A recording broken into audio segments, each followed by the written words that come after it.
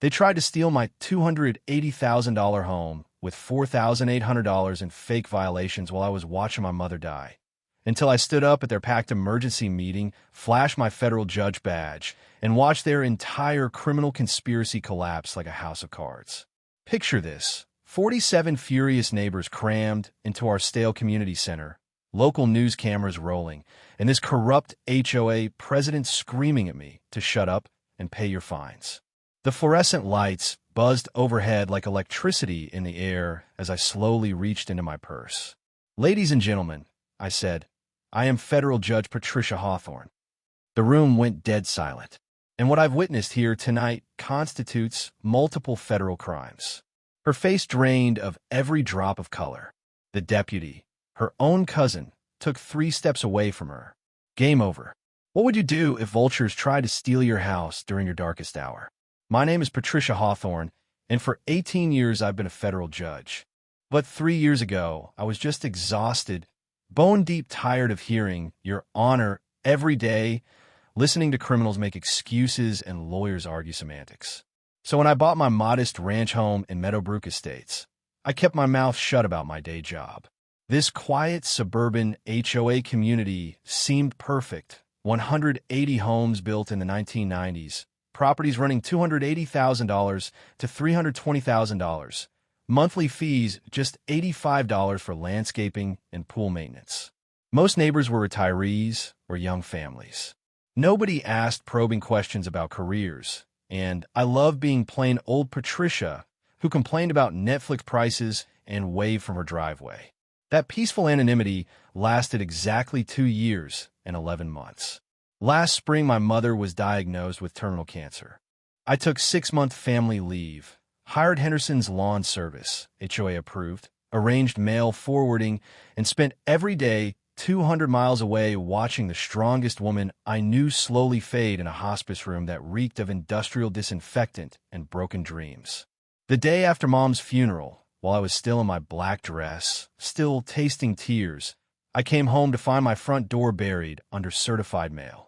The house hit me with that musty, abandoned smell, and wilted sympathy flowers were turning brown on my kitchen counter. Then I saw the thick envelope marked "Final Notice, Meadowbrook HOA, $2,400 in violations." My hand started shaking as I read the itemized list of pure fiction. 12 grass violations at $50 each, grass allegedly 0.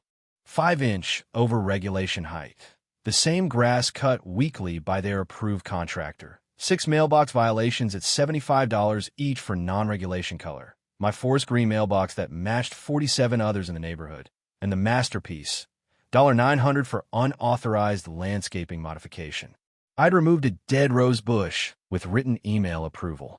Screenshots saved on my phone. Here's the beautiful part. Every violation was dated during Mom's final weeks, when I was photographed at her bedside, surrounded by hospice staff who could verify my presence. The letter was signed by Brenda Kirkpatrick, HOA president, giving me 10 days to pay or face foreclosure proceedings. 10 days. I spent 3 days chasing this woman through voicemail hell. When I finally cornered her, her voice could have frozen boiling water. Violations are violations, Mrs. Hawthorne. Grief isn't an excuse for property neglect. Property neglect while my mother was dying. Perhaps you'd be happier in a senior community with less responsibility. That fake sweet tone made my skin crawl. The same condescending voice I'd heard from hundreds of defendants who thought they were smarter than the system. But here's where 18 years of judicial experience kicked in. I started investigating.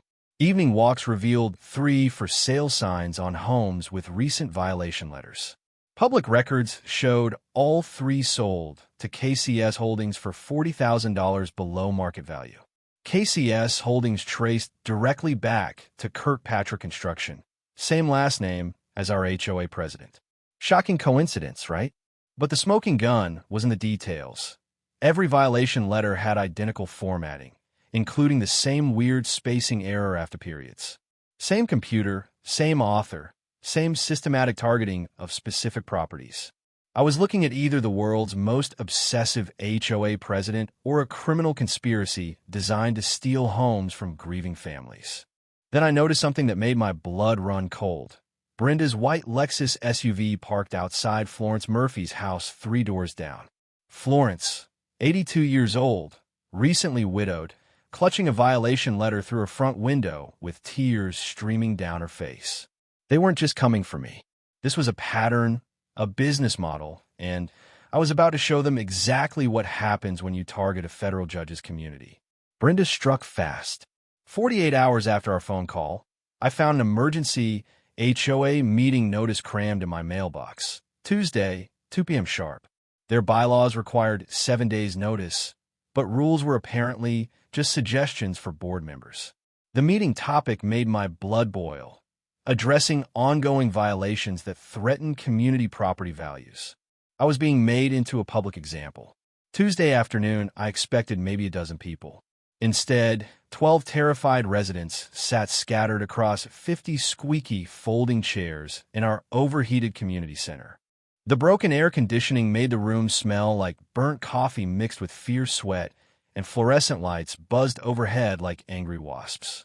Brenda commanded the front card table like Napoleon reviewing troops. Navy blazer, perfect blonde bob, signature clipboard clutched like a scepter. Her 19-year-old nephew Chad sat beside her, nodding at everything she said with the enthusiasm of someone getting paid to agree. "We're addressing a serious threat to community standards," Brenda announced, clicking through PowerPoint slides that belonged in a middle school presentation. My property photos appeared on screen, grass identical to every neighbor's lawn, my regulation green mailbox, the approved rosebush removal site. "Our certified inspector," she gestured proudly at Chad, "documented violations exceeding standards by measurable margins." I stood, 3-ring binder in hand. "May I respond to these accusations?" "This isn't a courtroom, Mrs. Hawthorne. It's a board meeting." "Then why am I being tried in absentia?" The binder hit her card table with a satisfying thunk. "Here's written approval for that rose bush removal. Here are receipts from your approved lawn service. Here's photographic evidence. My grass height matches surrounding properties exactly." Brenda barely glanced at my documentation. These could easily be fabricated. The accusation of fraud hit like a physical blow. In 18 years on the federal bench, nobody had ever questioned my integrity so casually. "Are you calling me a liar?" "I'm saying desperate people fabricate evidence." She turned to address the room with theatrical authority. "The board has already filed preliminary lien paperwork to protect community interests." My stomach dropped. "Without notification, that violates the bylaws." "The board has discretionary authority," she said in that sing-song tone of someone who thinks they hold all the cards. All in favor of enforcement action. 4 hands shot up immediately. The board. 12 residents weren't even allowed to vote on something that could destroy my life. But here's where my judicial training kicked in. I pulled out my phone and started recording. "For the record," I said loudly, "you're proceeding with liens based on violations that occurred while I was 200 miles away caring for my dying mother, documented by hospice records. You're ignoring written approvals and contractor receipts, and you're filing liens without proper notification procedures." Brenda's confident smile flickered. "You can't record this meeting." "Actually, I can. This is a public meeting addressing my property, and single-party consent recording is legal in this state." I held up my phone so everyone could see the red recording. The room's energy shifted. Several residents sat up straighter. Florence Murphy stopped crying and started listening. "Motion carries," Brenda announced quickly, but her voice had lost its authority. 2 hours to settle violations. As people filed out, I heard different whispers than before. "She's got a point about the timing. Recording was smart. Maybe we should start documenting things, too." But the real mini twist came as I packed my binder. Tom Bradley, the veteran who'd nodded earlier, approached me quietly. "Ma'am, I've been tracking these violations for months. Same pattern on 15 families, same outcome, forcing sales to the same buyer." He slipped me a folded paper. "Thought you should know you're not the first." I unfolded the paper in my car. A handwritten list of addresses, violation dates, and sale prices, all below market value, all sold to KCS Holdings within 6 months of violation letters. Brenda wasn't running an HOA. She was running a real estate acquisition scam using violation harassment to force distressed sales. The lien filing wasn't her victory. It was her confession. She just handed me the pattern that would destroy her entire operation. But first, I needed to document everything properly. Time to build a case that would make her wish she'd never heard the name Patricia Hawthorne. The hunter had just become the hunted. Brenda didn't appreciate being recorded. The next morning, her white Lexus SUV crunched up my driveway at exactly 6 a.m., like a suburban vulture marking territory. She emerged in military inspection mode. Razor-pressed khakis, polo shirt that cost more than most people's monthly groceries. Chad trailed behind with camera and measuring tape, looking like he'd rather be literally anywhere else. "Good morning, Mrs. Hawthorne," that aggressive cheerfulness people use when they're about to ruin your day. Time for our routine property wellness check.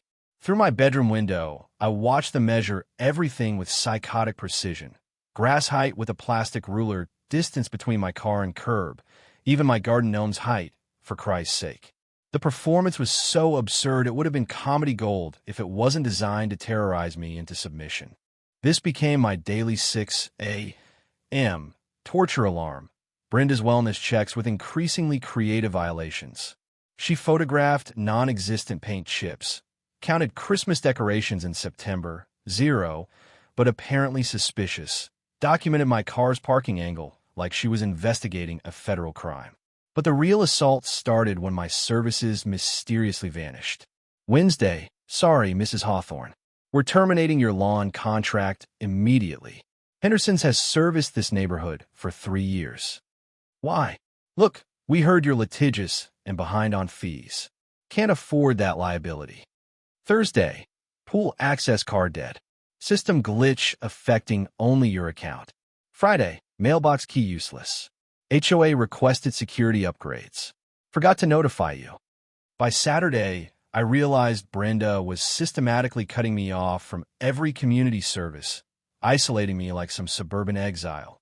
Time for nuclear-level counterintelligence. Monday lunch break, I hit the county courthouse. The records department reeked of old paper and crushed dreams, but those musty files contained pure dynamite. 4 hours of digging revealed the pattern. 23 homes forced into below-market sales after violation harassment campaigns. Every property purchased by shell companies tracing to Kirkpatrick Construction. The average loss per homeowner, $47,000. But the nuclear bomb was in HOA budget documents. Last year, $180,000 in violation fee revenue from 180 homes. Community improvements actually completed, maybe $23,000. The missing $157,000 went to consulting fees paid to KCS Consulting, Kirkpatrick Construction Services, under a paper-thin disguise. Then I found the smoking gun that changed everything. The original 1994 HOA covenant buried in Archive County records looked nothing like Brenda's current bylaws. The real governing document required homeowner votes for any rule changes. I found 0 records of such votes ever occurring. Every violation letter, every fine, every lien filing, all based on unauthorized rules that had no legal standing. But the mini twist that made my prosecutor heart sing came from an overheard phone conversation as I left the courthouse. Brenda's voice, crystal clear, drifting from the parking garage stairwell. "We need to accelerate the timeline on Hawthorne. She's getting too nosy, asking too many questions. File the foreclosure paperwork tomorrow. I don't care if it's early. My buyer's financing expires next month, and this corner lot is worth double what we'll pay." What if she lawyers up? Another voice, nervous. "Then we make her life hell until she gives up. Worked on 15 other families. One grieving widow isn't going to break our system." I recorded every word on my phone, hands shaking with fury and adrenaline. That evening, I connected with Margaret Morgan, the accountant fighting her own $3,200 violation siege for excessive children's toys in yard. Her attorney, Daniel Rodriguez, had been tracking similar cases across 3 counties. "It's bigger than just our neighborhood," Margaret whispered by the mailboxes, bouncing her fussy toddler. Rodriguez says they've stolen over $2 million in home equity using HOA violations. But Patricia, be careful. Brenda has connections at city planning. This could get dangerous. Dangerous. After listening to them plot my financial destruction while I was still wearing my funeral clothes, dangerous sounded like exactly what I needed. That night, I spread Tom Bradley's handwritten victim list across my kitchen table alongside courthouse documents and recorded conversations. 6 years of systematic home theft, targeting families during illness, divorce, job loss, death, the most vulnerable moments of human existence. But what made me smile in the darkness was a simple realization.